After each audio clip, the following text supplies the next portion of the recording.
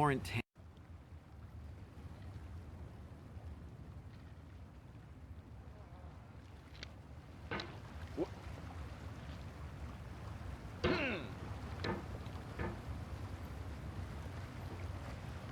There's no feeling more intense than starting over.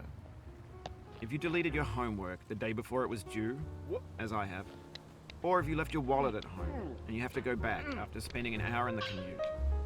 If you won some money at the casino and then put all your winnings on red but it came up black.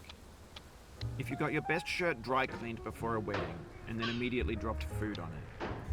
If you won an argument with a friend and then later discovered that they just returned to their original view. Starting over is harder than starting up. If you're not ready for that, like if you've already had a bad day, then what you're about to go through might be too much. Feel free to go away and come back. I'll be here. Alright, thanks for coming with me on this trip. I'll understand if you have to take a break at any point. Just find a safe place to stop and quit the game. And don't worry, I'll save your progress, always, even your mistakes.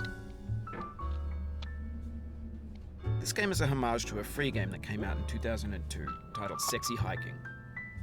The author of that game was Jazzuo, a mysterious Czech designer who was known at the time as the father of B games.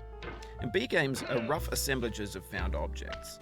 Designers slap them together very quickly and freely, and they're often too rough and unfriendly to gain much of a following.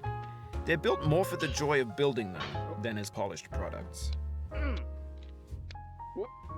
In a certain way, Sexy Hiking is the perfect embodiment of a B game.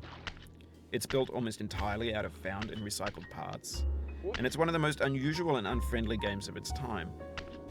In it, your task is simply to drag yourself up a mountain with a hammer. And that act of climbing, in the digital world or in real life, has certain essential properties that give the game its flavor. No amount of forward progress is guaranteed. Some cliffs are too sheer or too slippery. And the player is constantly, unremittingly in danger of falling and losing everything. Anyway, when you start Sexy Hiking, you're standing next to this dead tree that blocks the way to the entire rest of the game. It might take you an hour to get over that tree, and a lot of people never got past it. You prod and you poke at it, exploring the limits of your reach and your strength, trying to find a way up and over.